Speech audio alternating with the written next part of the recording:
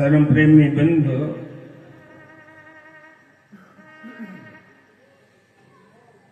तुस बड़े भाग्य वाले पिछले जन्म के पुण्य कर्म किए जिन्हें सत्संग सुनने ही प्राप्त होंगे। सत्संग उह जीव आई सकते, उह आत्मा आउंदियां जिन्हें पिछले जन्म का सुने दा। पिछले जन्मे की भगती साढ़ा कन्ना आउंदी, इस जन्म विच असें फिर परमात्मा की शरण मिलती, सत्संग सुनने ही मिलता, संत ने प्रवचन सुनने ही मिलते।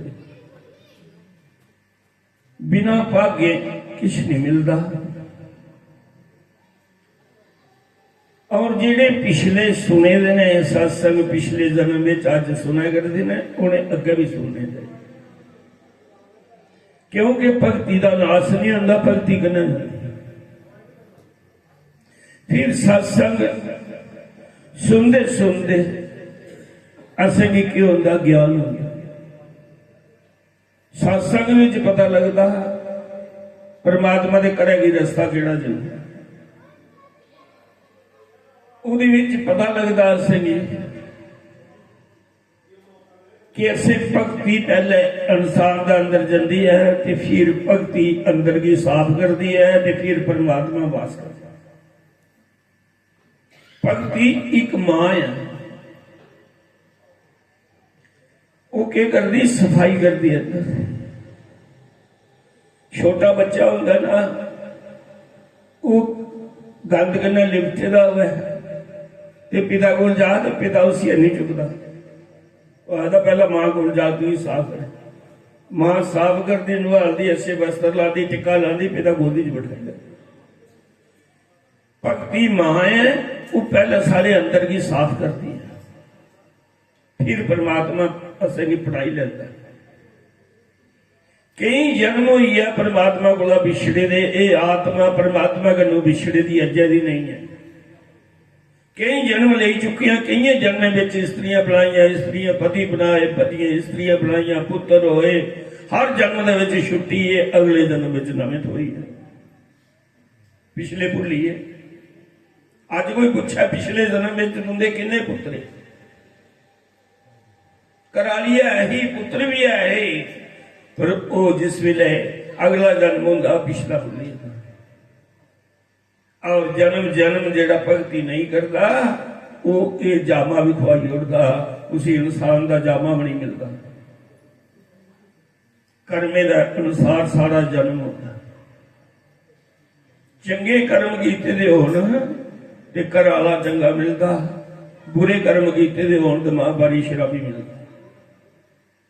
अच्छे कर्मे की निशानी है असेंगी अगले जन्म में अच्छे माता पिता का घर जन्म होता, धनवान का घर जन्म होता, परमात्मा का घर जन्म होता। परमात्मा नैन नक्श चंगे दिंदा, कर्मे में विद्या लिखता, फिर उस कन्या का ब्याह किथे होंदा, ओहदे कन्नै होंदा, कोई कर्नल जनरल करना होंदा, डीसी करना होंदा। जिहदा कर्नल कन्नै ब्याह होया, सीओ कन्नै फौजी जानते ने, 1000 बंदा झुंड च हुंदा, 6 बजे रोल कॉल होंदी, एक बारी सावधान करता, खंबे अंदर खड़ोते रहोंदे। जिसलै घर जांदा ते ओहदे घर वाली कल्ले गै सावधान करी उड़दी, जां गुठा लगा। उन्हें भी भगती की है परमात्मा की, तो ओहदे कन्नै ब्याह होदा, अच्छे माता पिता का घर जन्म होता, परमात्मा ओहदे कर्मे विच विद्या लिखी दी है। जे कर्म मारे होण ते मां बारी शराबी पति मिलता, सारी दिन राम राम करती रहती, खरा केड़ी गल्ला पूंजी एदी, शामी वेले पीया आई जांदा, खरा कि अंग्रेजी बोलता, सारी रात लड़ी लड़िए लंघी, बच्चे ही भुखे सी। धर्म प्रेमी बंधुओं, असें की कर्म के सुख दिंदे, कर्म के दुख दिंदे। जे सानू कोई पुत्र दुख दिया, घर वाला दुख दिया, स्त्री दुख दिया है, वो स्त्री नहीं दुख दिया, पुत्र नहीं दुख दिया, सारे कर्म दुख देते। जे कर्म चंगे कीते दे होंदे, पुत्र कवत्ता पैदा का की हाल होंदा, तां के पैदा होया, सारे कर्म मारे। जे अच्छे कर्म होंदे, अच्छा पुत्र पैदा कर होंदा, माता पिता की आज्ञा का पालन करने वाला, सेवा करना। और धर्म प्रेमी बंधुओं, दो गल्लां भगती भी तां पार लांदी है जे भगती सच्ची होवे तां धर्म दे विच रहिए भगती कीती दी होवे जे रजोगुण भगती होवे तमोगुण भगती होवे वो पार नहीं लांदी सतोगुण भगती पार लांदी त्रै किस्म दी भगती सतोगुण रजोगुण तमोगुण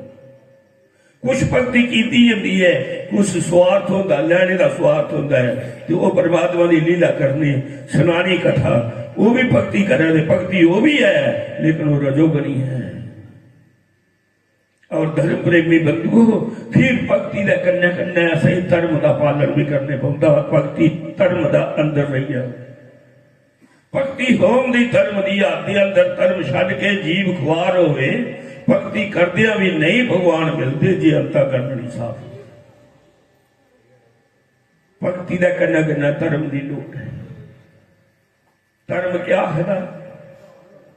धर्म प्रेमी बंधुओं सारी उम्र कथा सुनते धर्म आखदा है कि स्त्री ने सवेरा स्नान करिए अपने पति के चरने हथ लाना चाहिए मेरिया माता किन्नियां जड़ियां सवेरा उठी अपने पति के चरने हथ सारी उम्र हुई पुत्र का धर्म है माता पिता के चरण छूने स्नान कर किन्नियां माता ने हथ खड़ा करो किन्नियां कर सारी उम्र कथा सुनते मैं कोई सत्संग नहीं करता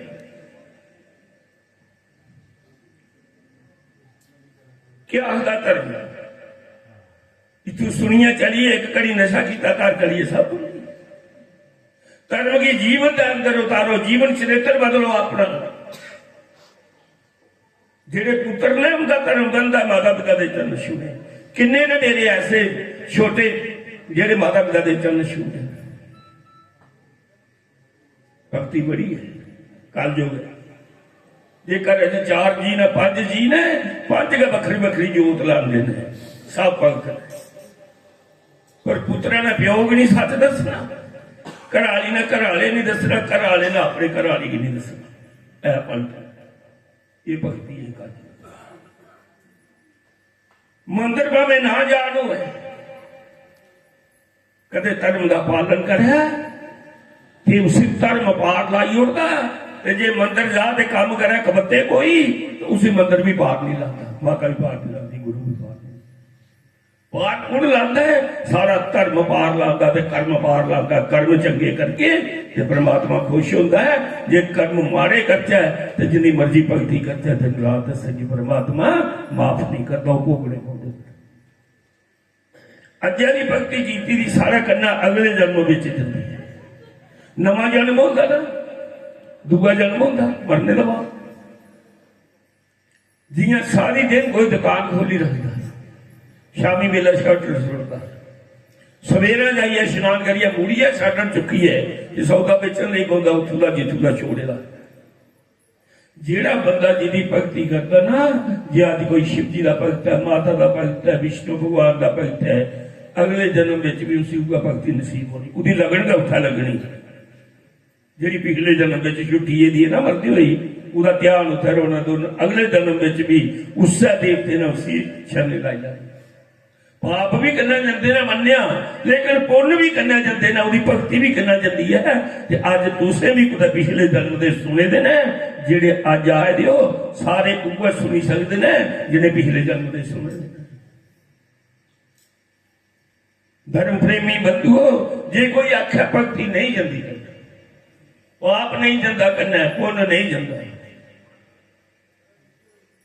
जेड़ा बच्चा जन्म लेंदे गुंगा पैदा होता है जला पैदा होता उन्हें केड़ा पाप किया मां के गर्भ च बाहर आया तो जला पैदा पिछले जन्म में उन्हें परमात्मा की इस जीवा की नगारी कटी परमात्मा ने लिखी लिया माता गुस्से की बाह नहीं फटती उसकी बाबे नथ लाइए ले जाते ना चोर माता तो नहीं उसी रोकती की नहीं रोकती आदि बच्चू अज तेरी बारी है तू भी विधमाता ने परमात्मा ने उम्र दी दी है वो नहीं भी कटड़ी मारना नहीं दिंदी तू ले जा मैं लिखी लिया मैं लिखी लिया कलमदवाद मेरा हाथ है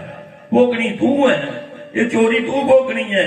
जिस जीवा ने गाली दी परमात्मा ने अगले जन्म में जीवा गणी दी गुंगा पैदा होया जला पैदा